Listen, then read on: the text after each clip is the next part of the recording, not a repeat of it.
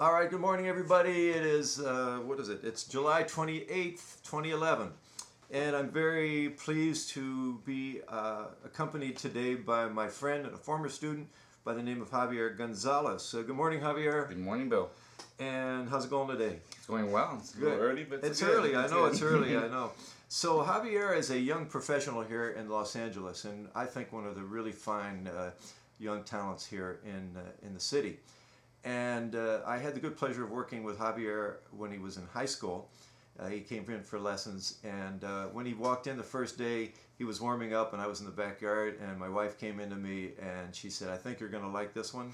And it's true, I really did have a wonderful time working with Javier.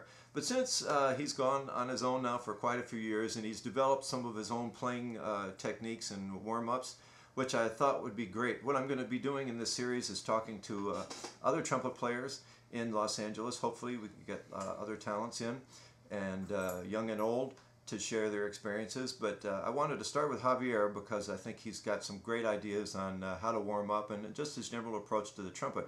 First of all, Javier, tell me what kind of work it is that you do here in Los Angeles. I'm a freelance musician. I played lead trumpet and solo trumpet in various groups, from salsas, big bands, combo stuff. I have a trio I work with. I've been doing some more TV shows lately, which is great. Cool. What TV shows have you done? I just ended up doing The Voice. The Voice. And I'm doing a few stand-ins for this TV show called Chuck. Chuck. Yeah. That one. Yeah. But it's So when you were on The Voice, were you on camera? Yes. Okay, cool. Yes. We were backing up this singer, CeeLo Green, who's one of the hosts from the show. Right. Yeah, he's I say he has quite the powerhouse he is. Yeah. Yes, definitely. Yeah, he puts on quite a show. Yes, he does. Yes, he does. He sure does. And just last week I saw you with a group called Son Mayor, which seems to be a popular group here in town. Yeah, it's one of those bands that's been around since I've been alive. Right. They were established in 84, but yeah, it's one of the hardest salsa books in town, Cool. to read and to play. Right. So the band was very tight, big crowd. So tell me now, because you do all these different things, I mean, you have a pretty tough playing schedule, right? Yes. You never know from one day to the next exactly what you're going to be doing, which is sort of what the freelancer here in Los Angeles experiences, if they're lucky. And so you have to have chops that will work for you on command. And first of all, do you have any kind of a particular warm up that you do that works well for you? Yeah, I actually been working on this technique on the lead pipe where I'll actually play major arpeggios, multiple octaves, and major scales, multiple octaves on the lead pipe alone. Okay. Yeah. All right. So why don't you play your trumpet just a little bit for us? Okay. Have you played much yet today? No. Okay. Well, let's do a little warm up then. Okay. Good. So what I do on the instrument is I'll start on the F major arpeggio, just to get the notes in my head, and then I'll just remove the lead pipe and start on the F in the staff and go down to the pedal F.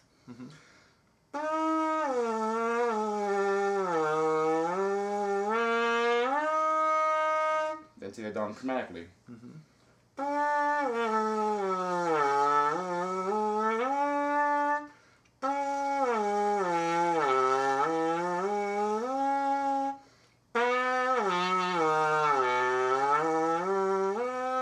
And do it down chromatically. Nice. And then after that, I'll start on the same pitch and going down the major scale.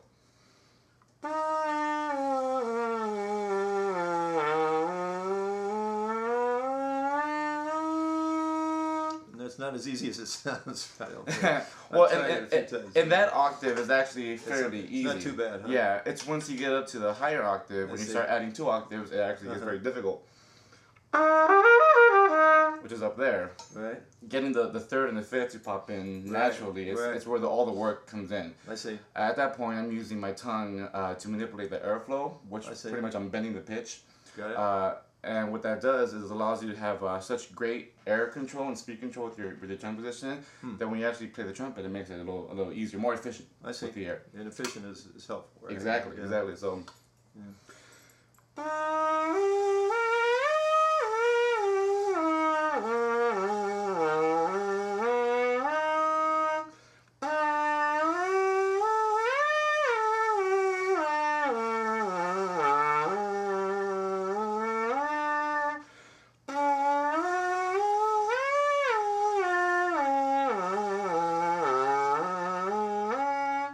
Same thing with the major scale. Now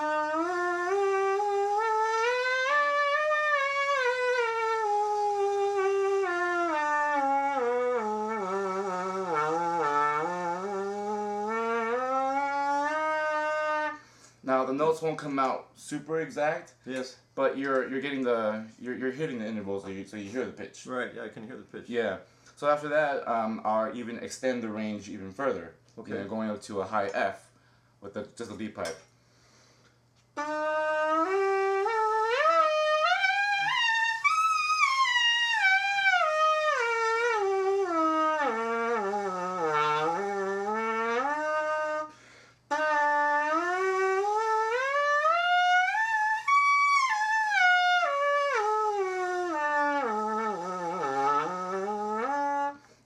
Do the scales again, Nice.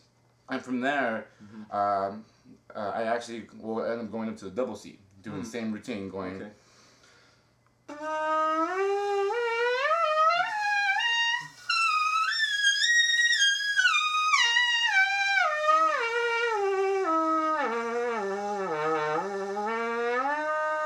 Nice. And that alone already there, just doing that much, you know, I could pretty much do that whole, you know, major F arpeggio going to the double C, Right. without playing it loud or hurting Nice. myself and playing over control. So I'm going.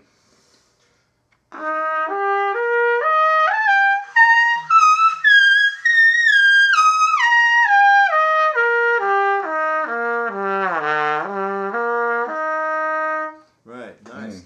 So you took a few shortcuts today, Yes, right? yes. Normally you would be doing, you would normally go up by scale. You say you do the F scale, and then what would you do, like a G scale or an F sharp? Or I go down chromatically, so from F I go to E, then E flat, D, C sharp, and C. Okay, I got it.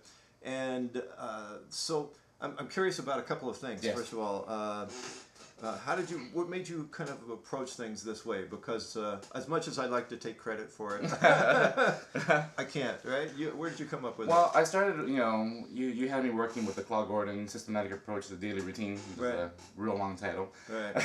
But that book actually forces you to work on all the octaves in the instrument. Right. Though the first, I guess, 7 lessons are extremely difficult. Right. Because you gotta play, you know, it has written double C's and written pedal C's. Right. And you have to do this whole workout in an hour. Right. And then you also put me on the buzzing basics. Right. Which is another great book, which just incorporates the mouthpiece. The Jim Thompson yeah, book. Yeah. The mouthpiece and the trumpet. Right. So what I started noticing that, at least for me, I wasn't finding the mouthpiece itself to be very beneficiary to what I was trying to accomplish. Because for some reason, I mean, I did it for about almost a year doing that book. Right. And I wasn't getting the connection from the instrument to the horn the way I really wanted to. I wasn't doing much classical music. Right. And the instrument or the playing I was doing involved me to do lots of high notes, lots of soloing while playing high notes and stuff like that. Right. So I sort of took both the concepts of the Claude Gordon stuff and the James Stamp stuff Right. with the mouthpiece and started playing around with the Bill Adams stuff, which is the law lead pipe stuff. Right. And I got to one point in my undergrad where I started, you know, playing major scales on the lead pipe itself. Not doing full major scales, but just doing, you know, up a fifth and down, you know, scales. And that actually was feeling really, really good. Right. I mean, I started doing that, and I just noticed my shakes were, or my lip stirrs going like really smooth and effortless. And there's no work. It just comes out. Sweet. You know, and just it has to do all with that tongue positioning. So once I started doing the lead pipe, it was just making me feel a lot easier to play on the instrument. Bigger sound with less effort, better articulation, better range. Right. Yeah. So, in a good warm up session, how long will it take you to go through this routine to get to where you feel like you've gotten your warm up in? Wow. With this routine, in literally maybe less than 10 minutes, Less I'll than be 10 minutes. good to go in any range, any type of style. Nice. So you can get a lot done in a short amount of time this way. Yes. And that's the whole thing about the hard style is you have to be efficient. You know, it's not about rushing through. It's about, especially when you're working with major scales and arpeggios, you're working on pitches we all know that we all play, you know, for years. We all know major scales. We all know major arpeggios. So getting to play those notes, especially when you're going up to the high F, you know how that sounds going down the half step.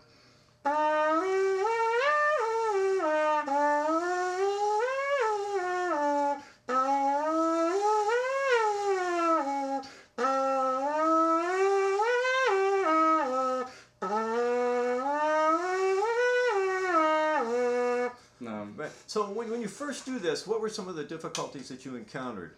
I mean, because it didn't sound as good overnight. No. Well, if we all know, when we play high notes, we always have a break.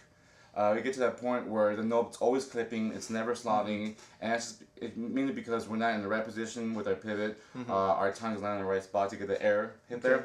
So when I was, remember when I first started, I would always have this problem. We go,